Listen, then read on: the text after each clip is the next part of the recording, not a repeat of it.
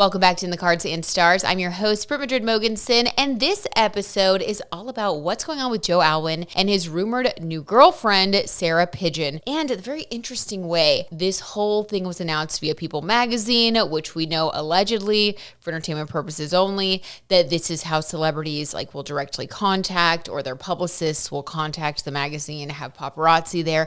It's strategic. It's like one of those things that they do so that they can make the big announcement, get things out there. And it is interesting that this announcement comes right before what is supposed to be the summer of Taylor Swift's wedding in July, allegedly. First, we're going to get into the numerology of this new potential couple. And then we're, of course, going to spill the tarot tea on not only Sarah and Joe's relationship, but also what Taylor Swift thinks of this particular headline. Without further ado, let's dive right in. Very recently, Joe Alwyn was spotted kissing actress Sarah Pidgeon in New York City. And honestly, the universe may just be playing games with all of us at this point, because please tell me why the People magazine headline literally introduces her as the star of Love Story. That's right, you guys. Your ears do not deceive you. My mind immediately went to that song, It's a Love Story, Baby Just Say Yes. I mean, I was like, yikes. My eyes were popping out of my head when I saw this headline. The karma gods and the PR gods were definitely collaborating on this one. But before we go full conspiracy theory, let's chat about who Sarah Pidgeon actually is. I was unfamiliar. But Sarah Pidgeon is a rising actress who recently earned major acclaim for portraying Carolyn Bessette Kennedy in FX's Love Story. But she's not a new actress. She also appeared in The Wilds, Tiny Beautiful Things, and recently made her Broadway debut in Stereophonic, which earned her a Tony nomination. She's booked, busy, talented, and clearly having a well-deserved moment. So we love to see that. According to reports, she and Joe have been spotted together multiple times around Brooklyn before finally making their official debut with a public kiss and People magazine's help. Now, let's do what we do best, you guys, and look at the energy. We're going to get into the numerology of it all for this one. Since I don't have their confirmed birth times, numerology is going to be an amazing asset for us. And then we'll clarify with the tarot tea. So Sarah was born on July 7th, which immediately gives off supercharged Cancer vibes. And I feel like it's the broodier side of Cancer, because 7 energy, when we look at her numerology personality energy, which is really just the day you were born, we get a number 7 influence. 7 energy is deep, thoughtful, and introspective. It's the person who doesn't tell everyone their business online. And immediately, that makes me feel like, this is someone Joe would be interested in, right? Because allegedly throughout the whole breakup with Taylor Swift, one of the biggest things that people noted was that Joe seemed to not really like the spotlight. He seems like he wants to be seen as someone who is a serious actor, someone who maybe is just more private by nature. And I know everybody villainized him. Maybe we did too on this channel a little bit. What can we say? We were definitely cheerleading for Taylor at the time. And now, in hindsight, I'm looking at it a little bit differently. Time heals all wounds. And I feel like there could have just been some core personality differences there. This looks like a much better fit for him. It really does. This energy looks just like something that he would be really organically drawn to, that I think would work well for someone like him.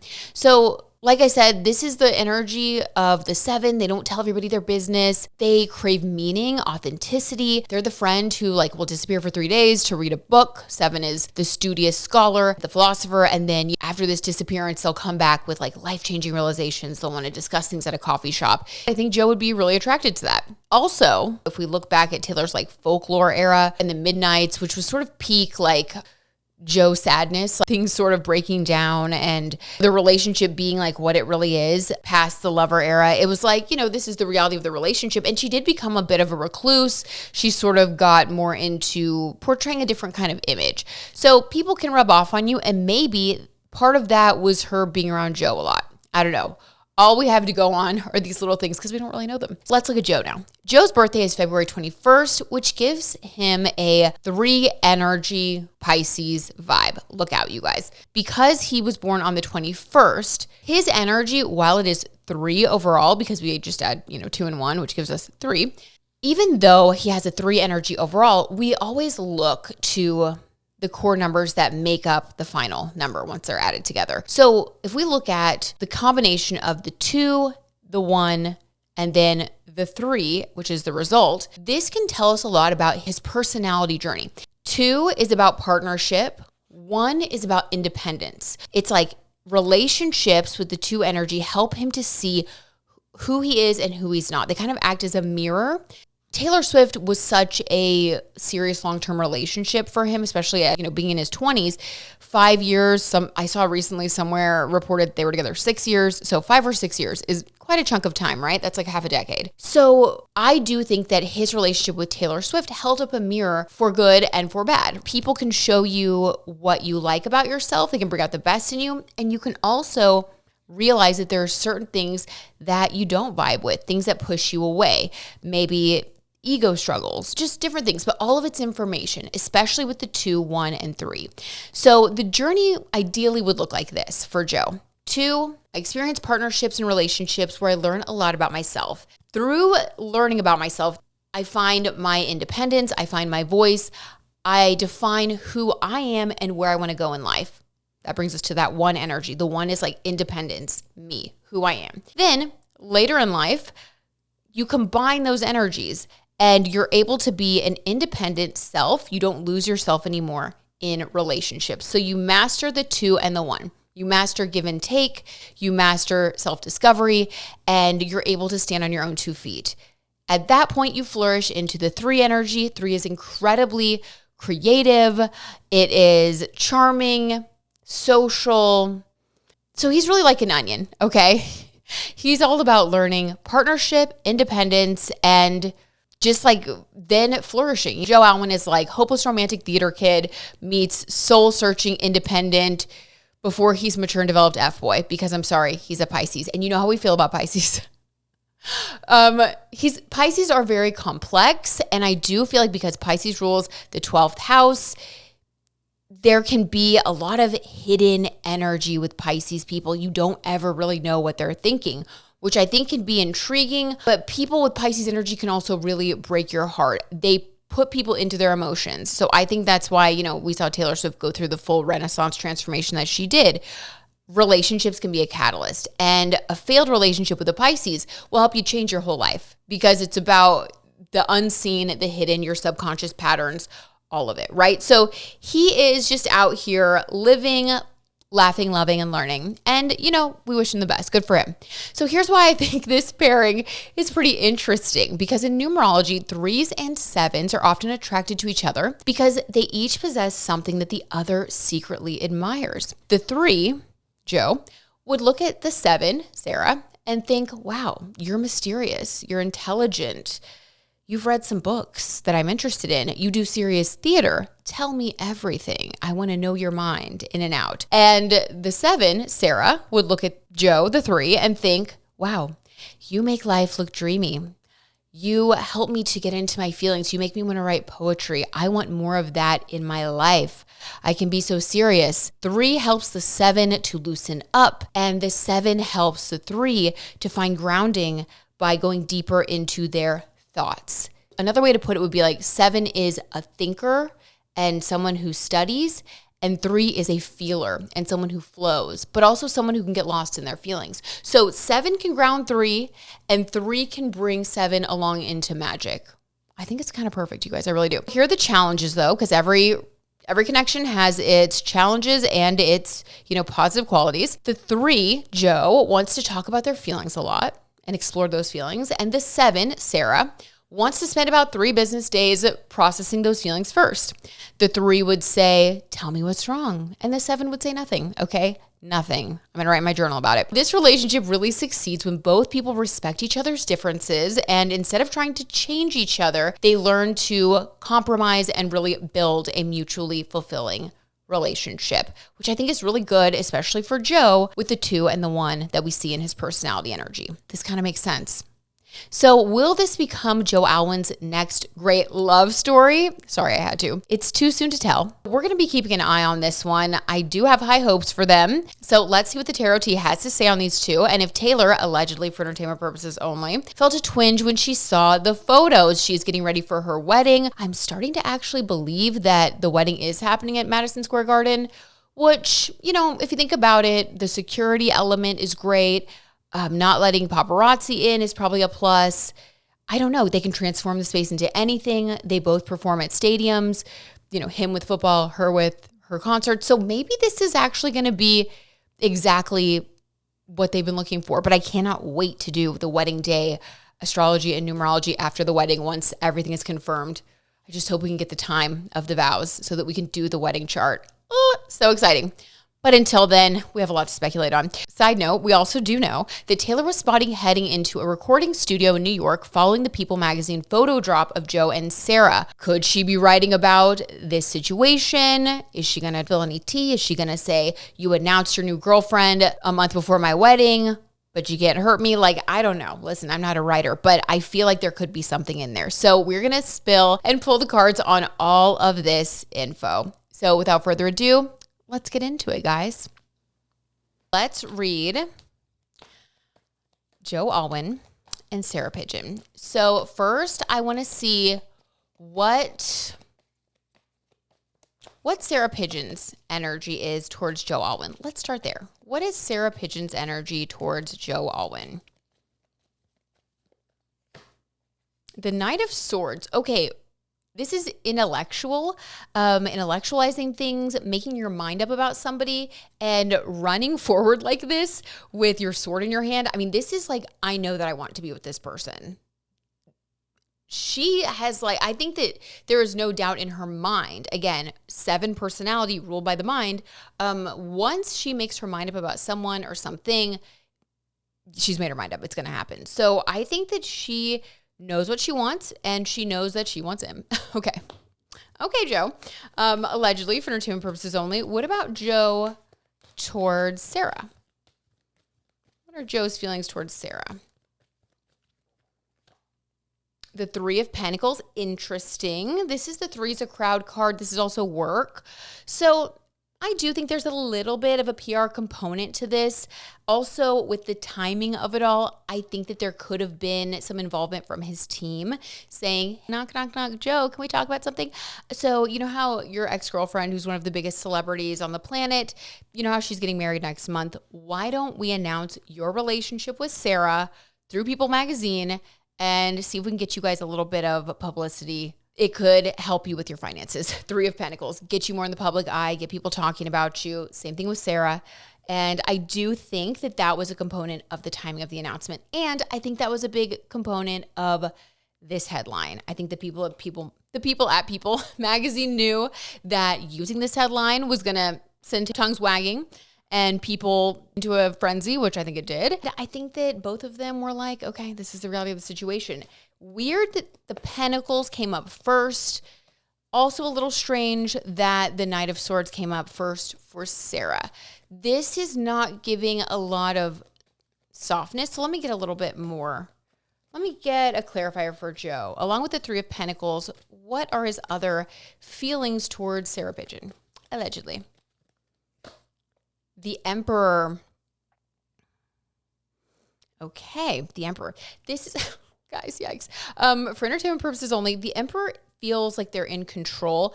I think that whereas his relationship with Taylor, I think that made him uncomfortable in a lot of ways. And I don't think he felt like he was running the show. Not that I think it's really great for anyone to feel like they're running the show. Partnership should be an equal partnership between 2 people, right? But allegedly, this is someone who feels powerful, and I think it's addicting. So I do think that he really enjoys that he is the one that is able to drive publicity here. He feels like when he's with Sarah, she looks at him like a certain way that I don't know Taylor really looked at him. I feel like she almost looks up to him in a way, which is a little unhealthy, but he feels powerful. The Emperor, he feels powerful. It makes him feel like he's the star, like he's in control. I think he's proud to be with her with the Emperor card. And it's sort of like I want to splash out. I want people to know that I'm with her. I feel proud of this connection. It makes me feel good about myself. Okay. Let's do past, present, future between these two. So when Sarah and Joe first got together, what was the vibe that drew them together? Allegedly. Four of Pentacles. Okay, both were kind of in a place where they were looking for a boost. Now, Hollywood can be very fickle, and actors especially can go months, even years without a job. Four of Pentacles is wanting to build more stability. And I think that there was something about their connection that made them both feel like they could help each other out. Now, don't get me wrong, doesn't mean I don't think there was attraction and all of that. I do. I think that was a big part of it. But Four of Pentacles is very specifically saying, hey, I am in a place where I think I could be doing a little bit better. And I think that this relationship could be really good for me in a variety of ways, including your career.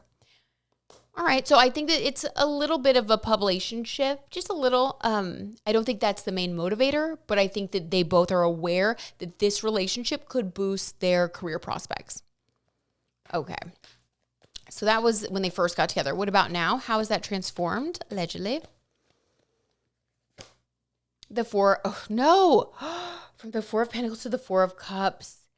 Eek. Okay, this relationship might not be as long-lasting as I thought.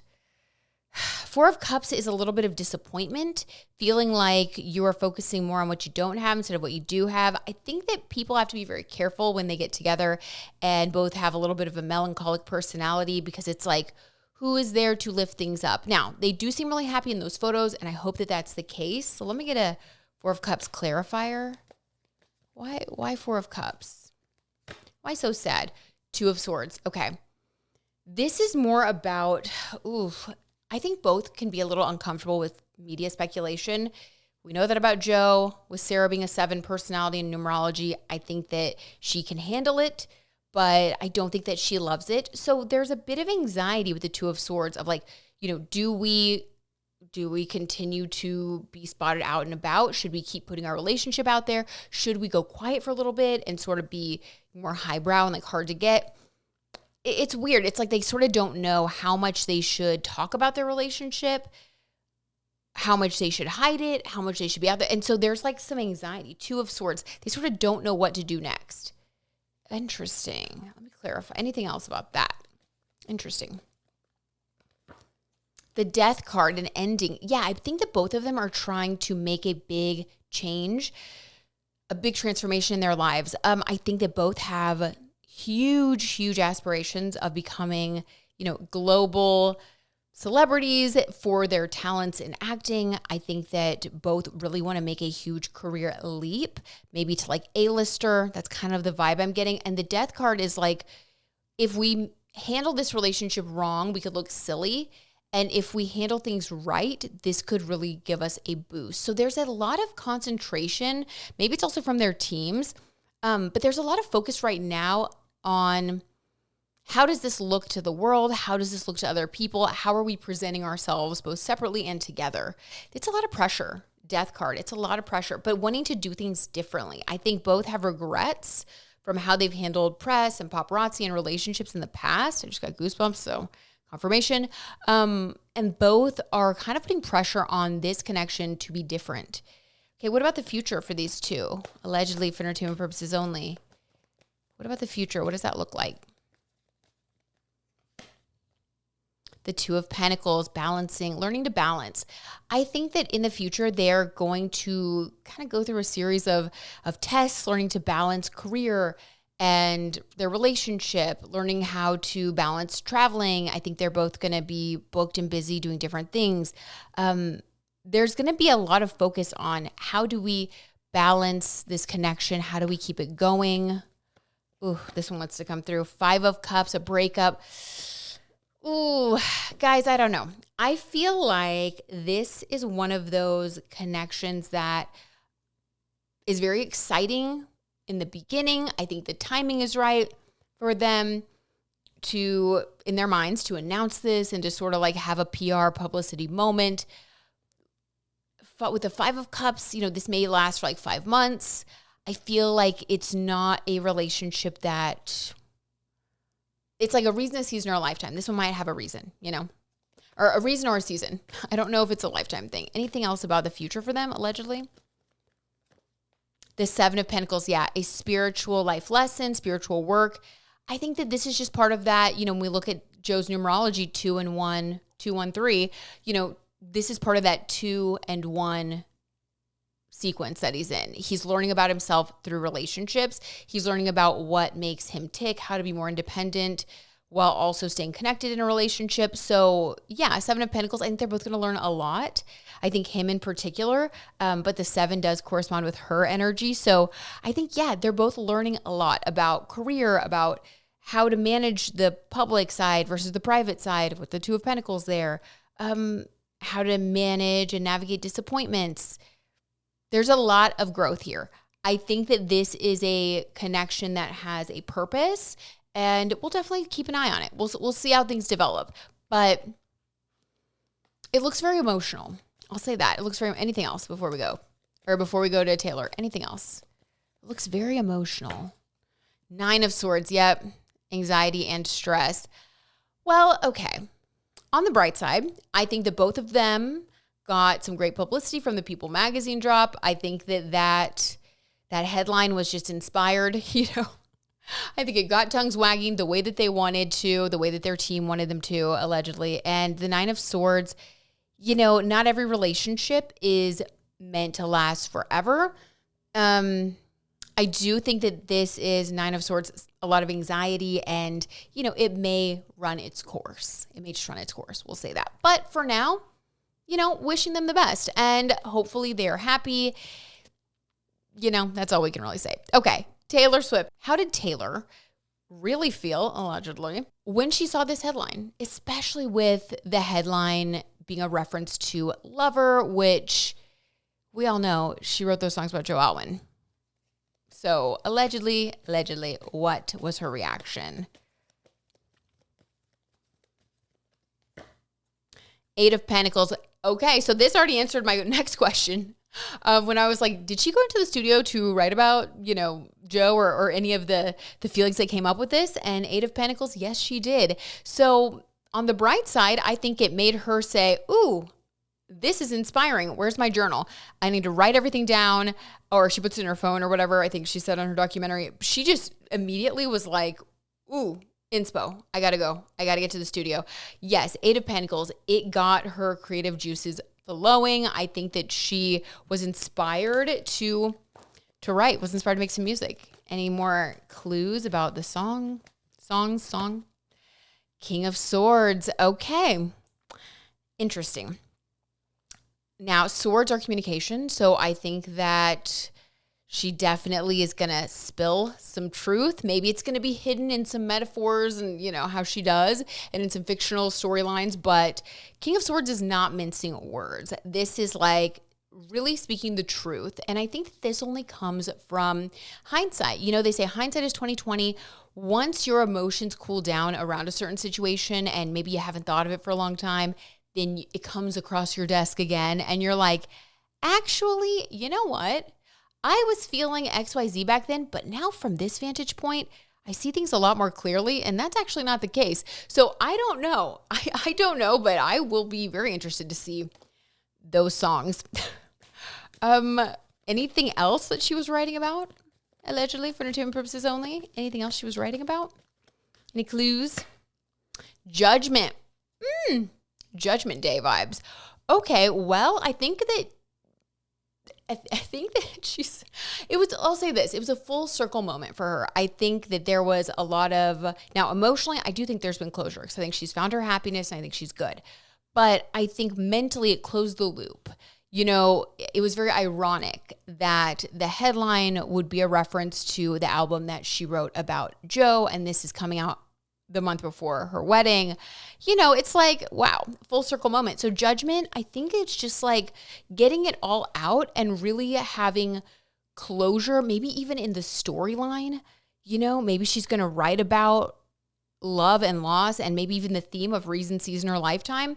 Like, I feel like it's going to close the loop on Lover. Like, it's almost like a fictional story based on her life that in her mind, she's going to write the final chapter or something, Very interesting. Anything else about that? That's so interesting to me. The Fool card. Love this. Okay. The Fool card is I do think it's also a reference to Travis Kelce, because you know how people said that he was like a little golden retriever boyfriend? There's a little dog on this card, and it's just like nipping at her heels. And the full card has a 0 on the top, and she's wearing a fabulous leopard onesie, and she has her head up and she's holding a flower. And the symbolism is renewal, a clean slate, a fresh start, feeling joyful, happy with your head held high, and with a loyal companion by your side, which is symbolized by the little pup. I think she's also going to write about this feeling and how to recognize real love from fictional love. There's a storybook love that is not real, based on damsels in distress. And, you know, we know she loves these metaphors, but based on damsels in distress and being saved from a castle and this and that. And then there's real love. And that is what comes from finding your joy and finding a companion in life that wants to live that joy with you. And so I do think that she's going to write some songs about this as well, this beautiful part of her journey. And I love that. I think we need that from her. Okay, you guys, well, I'm going to leave it there because I think that was pretty juicy. Let me know what you guys think in the comments below. What do you think about the numerology? What do you think about Joe's personality? Do you agree with the tarot T reading? Just what do you think about Taylor Swift's wedding coming up? Like, what are our thoughts here? I kind of can't wait. I'm so excited to do the wedding birth chart. I'm so excited to get into it once we have like the confirmed date, time. Just wait, you guys. We're going to have some good content. I can't wait to see if she's wearing her Venus sign wedding dress look. Like, is it going to be Aquarian in nature? Like, we got to know. So there's a lot coming up, a lot of speculation that I can't wait to get into. So if you guys also have friends that you think would love to spill the tarot tea, if you think they'd be good tea timers, please feel free to share this episode with them. Let them know about the show. And if you haven't liked, please like. It helps me so much. And subscribe if you haven't subscribed. Okay, guys, I love you so, so much. I'll talk to you very soon. Thanks for hanging out.